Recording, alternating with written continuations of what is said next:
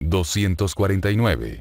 Taquicardia ventricular sostenida. La taquicardia ventricular monomórfica sostenida se presenta como una taquicardia con QRS amplio que tiene la misma configuración del QRS latido a latido, lo cual indica una secuencia idéntica de despolarización ventricular para cada latido, véase figura 247, 3a. La taquicardia ventricular se origina en un foco estable o circuito de reentrada.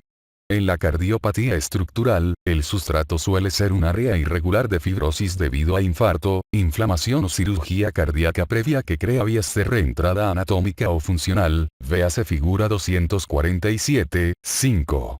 Con menos frecuencia, la taquicardia ventricular se relaciona con reentrada o automaticidad en un sistema de Purkinje enfermo. La taquicardia ventricular idiopática surge en ausencia de cardiopatía estructural y se debe a una región focal de automaticidad o reentrada que afecta a una parte del sistema de Purkinje.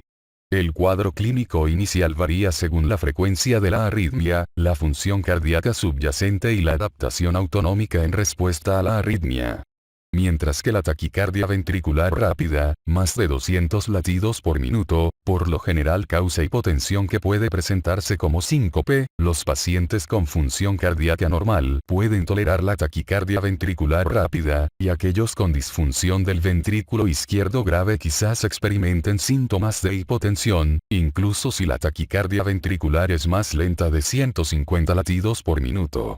La taquicardia ventricular monomórfica que es rápida o se asocia con una cardiopatía estructural puede derivar en fibrilación ventricular, y llegar a ser el ritmo cardíaco inicial registrado en el momento de la reanimación de un paro cardíaco. Diagnóstico. La taquicardia ventricular monomórfica sostenida debe distinguirse de otras causas de taquicardia de QRS amplio y uniforme, entre las que se cuentan taquicardia supraventricular con conducción aberrante de bloqueo de rama izquierda o derecha, taquicardias supraventriculares conducidas a los ventrículos sobre una vía accesoria y estimulación cardíaca rápida en un paciente con marcapasos o desfibrilador.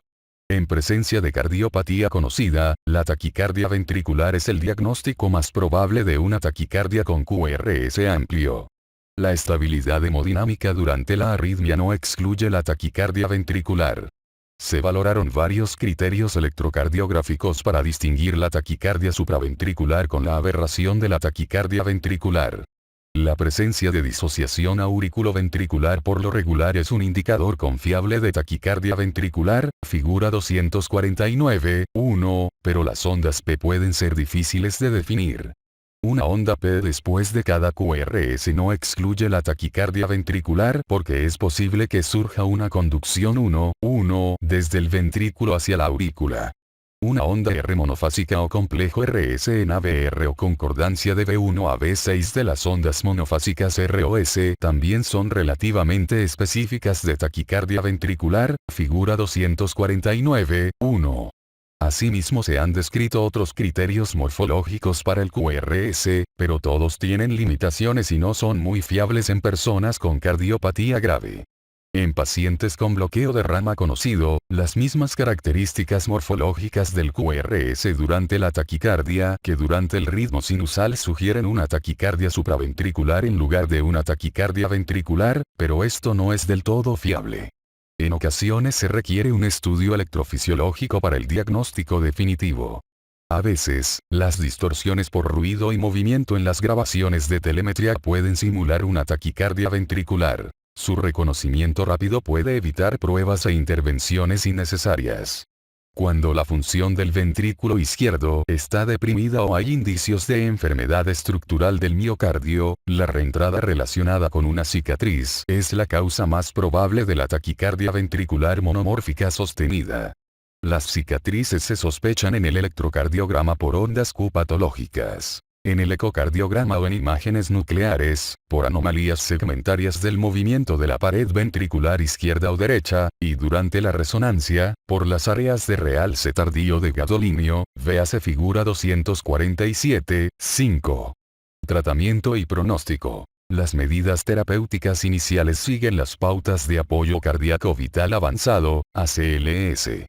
Si hay hipotensión, alteración del estado de conciencia o edema pulmonar, se debe realizar una cardioversión eléctrica sincrónica del QRS, de manera idónea tras sedación si el paciente está consciente. Para la taquicardia estable es razonable una prueba con adenosina, ya que puede revelar una taquicardia supraventricular con aberración. La amiodarona intravenosa es el fármaco de elección si hay una cardiopatía. Después de la restauración del ritmo sinusal, se requiere hospitalización y valoración para detectar una cardiopatía subyacente. La valoración con biomarcadores cardíacos para confirmar un infarto de miocardio es apropiada, pero el infarto de miocardio agudo rara vez es causa de taquicardia ventricular monomórfica sostenida, y los incrementos de la troponina o CKMB son indicadores más confiables de daño miocárdico secundario a la hipotensión y la isquemia de la taquicardia ventricular. El tratamiento posterior está determinado por la cardiopatía subyacente y la frecuencia de la taquicardia ventricular. Si esta última recurre con frecuencia o es incesante, quizás sea necesaria la administración de medicamentos antiarrítmicos o la ablación con catéter para restaurar la estabilidad. La taquicardia ventricular monomórfica sostenida aparece con mayor frecuencia como un episodio aislado, pero con riesgo de recurrencia. Los desfibriladores cardioversores implantables suelen estar indicados para una taquicardia ventricular sostenida relacionada con una cardiopatía estructural. Taquicardia ventricular monomórfica sostenida en enfermedades específicas. Arteriopatía coronaria. Por lo general, los pacientes que padecen una taquicardia ventricular monomórfica sostenida vinculada a arteriopatía coronaria tienen antecedentes de infarto de miocardio extenso y, años después, presentan un infarto agudo con un ventrículo remodelado y una función ventricular izquierda notablemente deprimida. Incluso cuando los biomarcadores generan indicios de infarto de miocardio agudo, una cicatriz preexistente de un infarto de miocardio previo debe sospecharse como la causa de la taquicardia ventricular. Las cicatrices de infarto proporcionan un sustrato duradero para la taquicardia ventricular sostenida y hasta 70% de las personas tienen una recurrencia de la arritmia dentro de los 2 años siguientes. La reentrada relacionada con la cicatriz no depende de la isquemia miocárdica aguda recurrente, por lo cual es imposible anticipar que la revascularización coronaria prevenga la taquicardia ventricular recurrente, incluso cuando quizás sea apropiada para el tratamiento de la angina de pecho u otras indicaciones. La función ventricular deprimida, que es un factor de riesgo de muerte súbita, casi siempre está presente. La colocación de un desfibrilador cardioversor implantable está indicada para la mayoría de los pacientes, siempre que haya una expectativa razonable de supervivencia con un estado funcional aceptable para el siguiente año después de la recuperación del episodio de taquicardia ventricular. En comparación con el tratamiento farmacológico antiarrítmico, los desfibrilador cardioversor implantable reducen la tasa de mortalidad anual de 12,3 a 8,8% y generan las tasas de fallecimientos por arritmias más bajas, 50%, en enfermos con taquicardia ventricular sostenida, con importancia hemodinámica, o con antecedentes de un paro cardíaco. El tratamiento prolongado con amiodarona se puede considerar en pacientes que no son elegibles para, o que rechazan, la colocación de un desfibrilador cardioversor implantable. Después de la colocación de un desfibrilador cardioversor implantable, los enfermos siguen en riesgo de padecer insuficiencia cardíaca, episodios isquémicos recurrentes y taquicardia ventricular de repetición, con una mortalidad a 5 años que excede el 30%. Es importante prestar atención a las medidas terapéuticas que benefician a las personas con función ventricular deprimida, que incluyen los antagonistas beta-adrenérgicos, los inhibidores de la enzima convertidora de la angiotensina y las estatinas. Los pacientes con recurrencias sintomáticas frecuentes de taquicardia ventricular se tratan con fármacos antiarrítmicos o ablación con catéter. Miocardiopatía dilatada no isquémica. La taquicardia ventricular monomórfica sostenida relacionada con miocardiopatía no isquémica casi siempre se debe a una reentrada causada por una cicatriz. La etiología de la cicatriz no suele estar clara, pero el origen probable es la fibrosis sustitutiva progresiva. En la imagen por resonancia cardíaca, las cicatrices se detectan como áreas de realce retrasado de gadolinio y con mayor frecuencia su localización es intramural o subepicárdica en comparación con los pacientes con infarto de miocardio previo. Las cicatrices que causan taquicardia ventricular a menudo se localizan adyacentes al anillo valvular y pueden aparecer en cualquier ventrículo. Todo proceso miocardiopático puede producir cicatrices y taquicardia ventricular, pero la sarcoidosis cardíaca, la enfermedad de Chagas y la miocardiopatía debida a mutaciones de lámina AOC se vinculan de manera particular con la taquicardia ventricular monomórfica, cuadro 249.1. Por lo regular, está indicado un desfibrilador cardioversor implantable con tratamiento médico adicional o ablación mediante catéter para controlar la taquicardia ventricular recurrente. Taquicardia ventricular monomórfica en la miocardiopatía arritmógena del ventrículo derecho. La miocardiopatía arritmógena del ventrículo derecho es un trastorno genético infrecuente que casi siempre se debe a mutaciones en genes que codifican proteínas cardíacas desmosómicas. Alrededor de 50% tiene una transmisión familiar con herencia autosómica dominante. La forma autosómica recesiva es menos común y se asocia a síndromes cardiocutáneos que incluyen la enfermedad de Naxos y el síndrome de Carvajal. Por lo general, los pacientes se presentan entre la segunda y la quinta décadas de la vida con palpitaciones, síncope o paro cardíaco debido a la taquicardia ventricular monomórfica sostenida, aunque también se puede producir taquicardia ventricular polimórfica. La fibrosis y el reemplazo fibrograso afectan con mayor frecuencia al miocardio del ventrículo derecho y proporcionan el sustrato para la taquicardia ventricular de reentrada que casi siempre tiene características similares a las de un bloqueo de rama izquierda, en concordancia con el origen del ventrículo derecho y que puede asemejarse a la taquicardia ventricular idiopática. En el electrocardiograma se observa ritmo sinusal, lo cual indica la enfermedad en más de 85% de los enfermos, y con mayor frecuencia se ven inversiones de onda T en V1, V3, véase figura 248.1. La activación tardía del ventrículo derecho puede provocar un QRS ancho, más de 110 milisegundos, en las derivaciones precordiales derechas y un trazo ascendente de la onda S prolongada en esas derivaciones. A veces hay una desviación al final del QRS conocida como onda epsilon, véase figura 248.1. Las imágenes del corazón pueden mostrar un agrandamiento del ventrículo derecho o áreas de movimiento anómalo, o revelar regiones con cicatriz en una resonancia con contraste mejorado. Quizás surja afectación del ventrículo izquierdo, que en ocasiones precede a la enfermedad manifiesta del ventrículo derecho.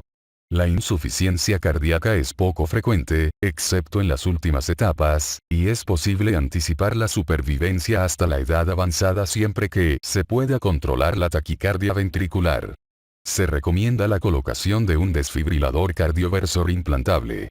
Cuando la taquicardia ventricular es causada por ejercicio, quizá responda a los antagonistas beta-adrenérgicos y se limita el ejercicio. Se han utilizado sotalol y amiodarona para disminuir las recurrencias. La ablación con catéter previene o reduce los episodios de taquicardia ventricular en 70% de los pacientes, pero a menudo se necesita el mapeo epicárdico y la ablación. Tetralogía de Fayot. La taquicardia ventricular aparece en 3 a 14% de las personas de forma tardía, después de la reparación de la tetralogía de Fayot y contribuye a un riesgo de muerte súbita de 2% por década. La taquicardia ventricular monomórfica se debe a la reentrada alrededor de áreas de la cicatriz creada de manera quirúrgica en el ventrículo derecho, cuadro 249.1. Los factores relacionados con el riesgo de taquicardia ventricular incluyen edad más de 5 años en el momento de la reparación, ectopia ventricular de grado alto, taquicardia ventricular estimulada en una prueba electrofisiológica, hemodinámica anómala del ventrículo derecho y duración del QRS de ritmo sinusal más de 180 milisegundos.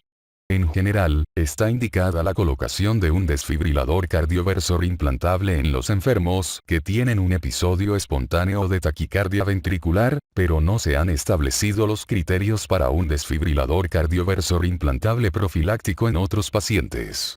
La ablación con catéter o el tratamiento con medicamentos antiarrítmicos se utilizan para controlar los episodios recurrentes. Taquicardia ventricular por reentrada vía la rama de las. La reentrada a través del sistema de Purkinje ocurre en cerca de 5% de los pacientes con taquicardia ventricular monomórfica en presencia de cardiopatía estructural. El circuito de reentrada de modo normal gira en sentido retrógrado a través del haz izquierdo y en sentido anterógrado por el haz derecho, lo cual produce taquicardia ventricular que tiene una configuración de bloqueo de rama izquierda.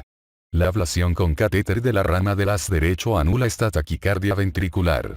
La reentrada por la rama del haz casi siempre se vincula con una cardiopatía subyacente grave.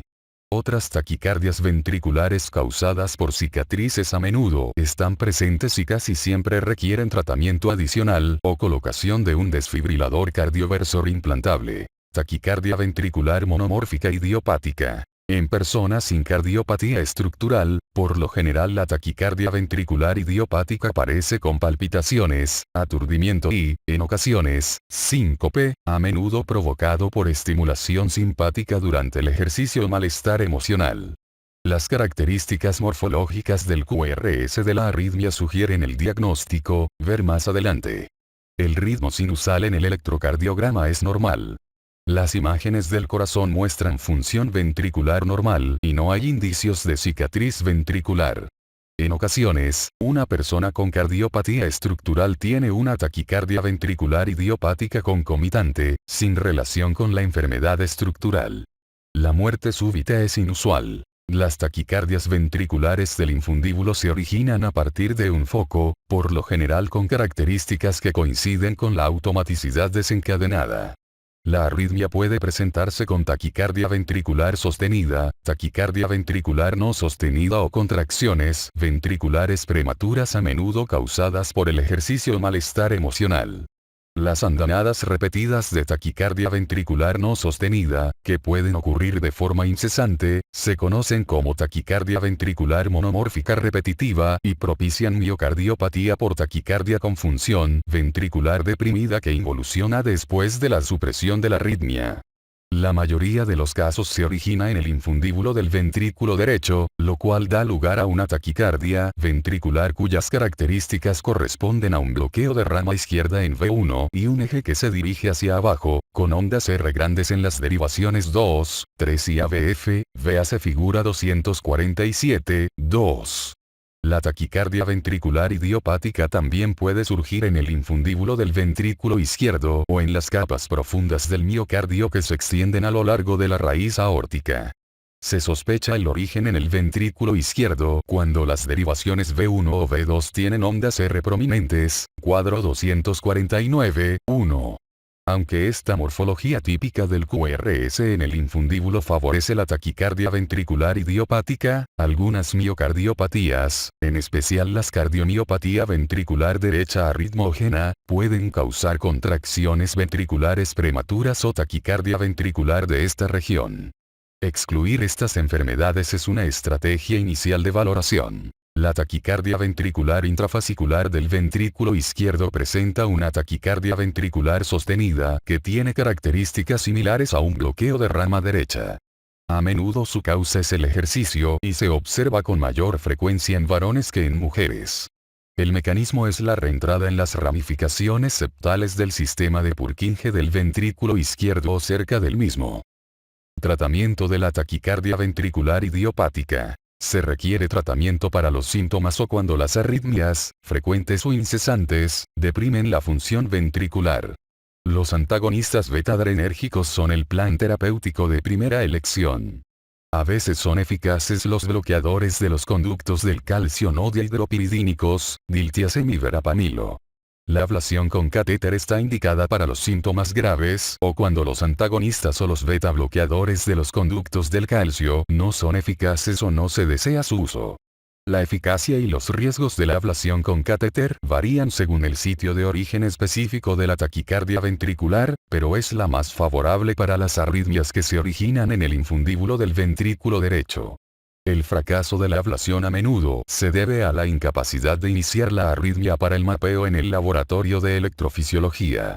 La taquicardia ventricular interfascicular del ventrículo izquierdo puede finalizarse con la administración intravenosa de verapamilo, aunque el tratamiento prolongado con este medicamento por vía oral no siempre es eficaz. Se recomienda la ablación con catéter si los antagonistas beta-adrenérgicos o los bloqueadores de los conductos del calcio son ineficaces o no se desea su uso.